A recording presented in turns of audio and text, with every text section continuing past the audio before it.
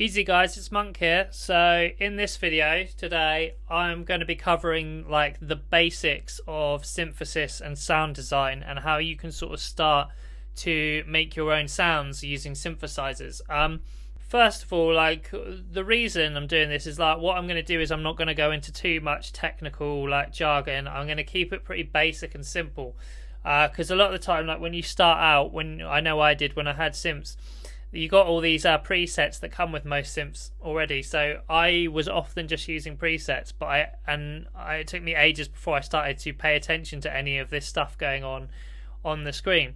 But what I'm going to do today is give you the basic information you need that's going to allow you to either start creating stuff from scratch, or even when you find presets you like, but they're like just slightly off, or you feel like they could be slightly better, or you know, presets that are almost suitable for your tune, but there's something you want to change about them. I'm going to basically give you the information you need so you can start sort of tweaking them and making them sounds more close to what you need for your specific needs. So I'm looking at Serum here. What I'm going to do is, because like the parameters I'm going to go over are included in any synth, so for the purpose of this video I'm going to be switching between Serum and Pigments from Arturia.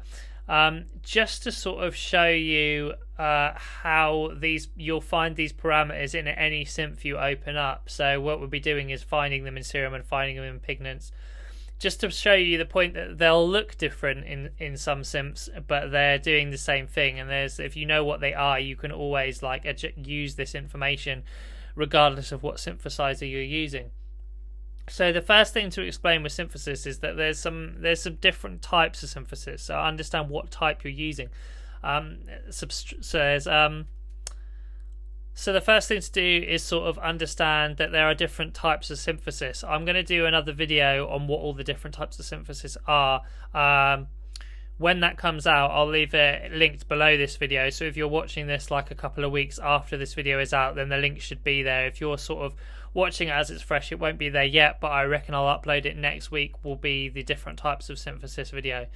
But just to go over quickly, there's subtractive, FM, additive, wavetable, granular, modular are the sort of like core ones. And physical modeling. I'm not going to go into what these things are right now, but for this example, I'm going to show you Serum is a wavetable synth. That is its primary function. And by wavetable synth, it means it's using wavetables as its sound source. So all synthesizers will have the basic shapes. In Serum, they're here under analog, and you go to basic shapes. And that's a sine wave, a saw wave, triangle wave, and a square wave. And that's like a modulated square wave as well. But you'll find they're like the basic sound sources that are in all synthesizers. Just to show you that, I'll go to Pigments and I'll show you in here as well. If we select analog as our type, then you have these wave options here as well. Sine wave, triangle wave, that's a saw wave and a backward saw wave, and a square wave. So they're sort of the standard waves that you have, and then wavetable synthesis basically expands upon that. So you have all these different types of like wavetables that aren't like, you know, standards, less boring. Yeah, so the sort of the most standard type of synthesis is subtractive, and that is when you have one of these four basic shapes, and the whole process is you start with this basic waveform and you're cutting away at it like sculpting almost. Like if you had like a bit of ice and you were making an ice sculpture, you would be taking the bits out that you don't want to shape it into something that you do want. And then, as I said, wavetable is like basically a fancier version when you've got all these extra different sound waves that you can start with, but other than that, it's essentially the same. First thing, once we know that, is the sound source, where the actual sound is coming from. For that, you need oscillators, which is what these sound waves are coming from. These oscillators generate sound waves, basically. I'm not going to go, as I said, I'm not going to go into the nitty-gritty science. I'm going to keep it really basic. So this is oscillator A, this is oscillator B, and what these are both doing is generating sound waves. By playing with a level, we can adjust sort of how much of each wave or each oscillator we're hearing in our overall signal. In Serum, we just have two oscillators, our main ones anyway. We do also have here is a noise oscillator and here is a sub oscillator. That's just going to generate some sub bass beneath whatever you're doing, and this is just like white noise and things like that. I won't go into why you need them right now, but just in case you're wondering. So oscillators, they're the first thing you need to find. If we go over to pigments, you can see that in pigments, when you have analog selected, you get 3 oscillators like this with just your basic shapes. Or you can pick wavetable, where you see you have a sine wave over to the triangle, saw and square, and you can sort of glide between them like that, which is quite cool.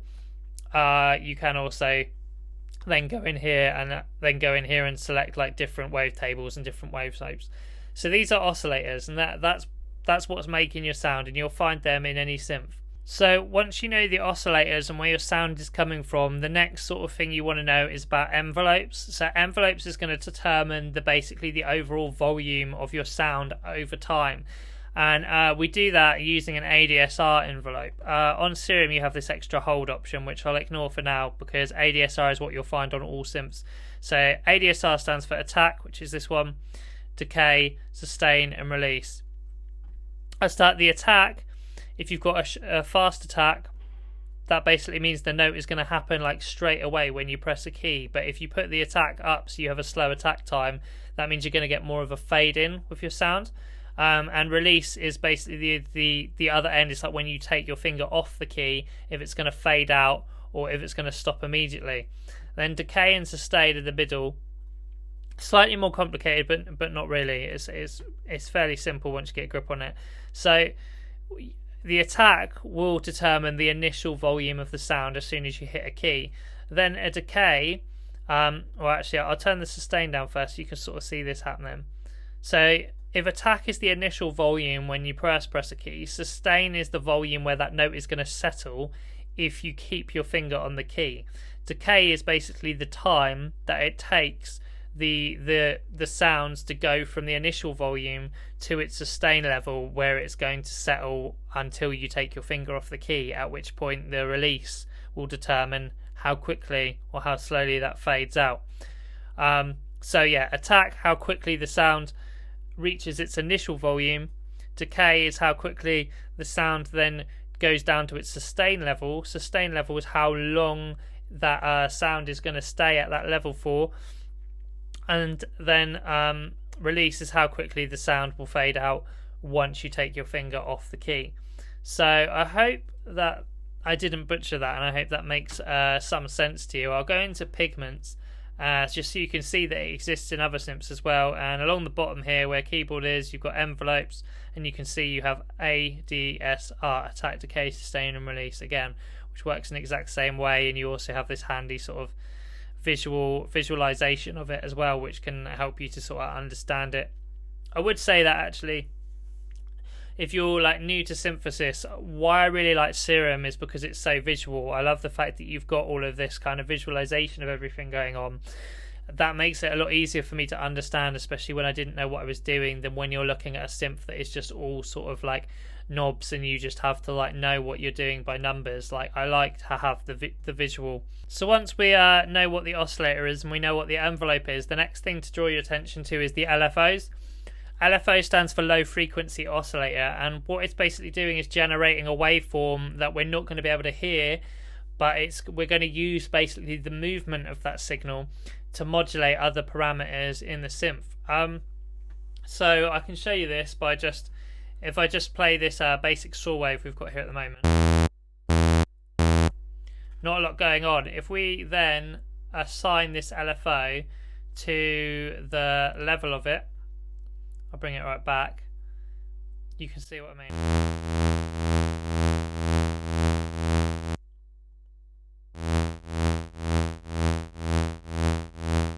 So here is the LFO, and you can see that that's going to make a signal go up and then down again, and you can use this to assign to any parameter in the synth, which is very useful. And you can like mess around with the shape of it to achieve different effects.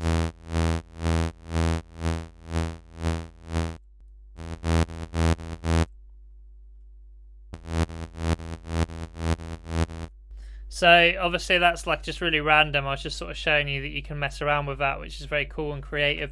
And you actually have in Serum, you have 4 of those that you can use, so you can have different shapes modulating different parameters. If I go over to pigments, I can also show you that it exists in there too, and that's over here. It says LFO, and you have 3 LFOs in here as well, which you can then change the shape of the wave and things like that. So the synths will work in different ways, but they'll all essentially be doing the same thing, if you see what I mean. So now you've got oscillators, you've got envelopes, and you've got LFOs. So once you've got that, and you understand, you've got your 2 oscillators, then you're running through the envelope to determine the sort of volume over time, and then you're running through LFO to add some movement. This is sort of our initial patch, and now we want to start carving at it and affecting it. So the next thing would be filters. If you do music production, you're probably very familiar with the idea of a filter. It's essentially the same as EQ, where you are carving out. This is obviously a low pass filter here, so it's subtractive synthesis, meaning we're taking out the area of the sound that we don't want, the signals that we don't. We can change in here. There's lots of different types of filters that we can get. We can get high pass, low pass, got flanges, and various other comb filters and some more advanced stuff in there. Your low pass filter is one of the most common ones to have, and then maybe you'd have your LFO modulating that. Just as an example,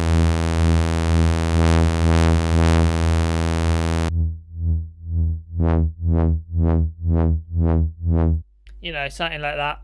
And yes, the filter is pretty basic. I hope that you would probably understand what a filter is anyway, but it doesn't matter if you don't. You might be a complete beginner.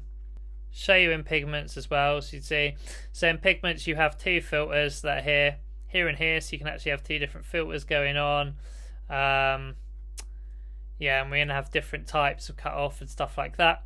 Maybe I'll do a different video at some point, just explaining different types of filters and how you can use them for different effects. But for now, we know that we have oscillators, envelopes, LFOs, and filters.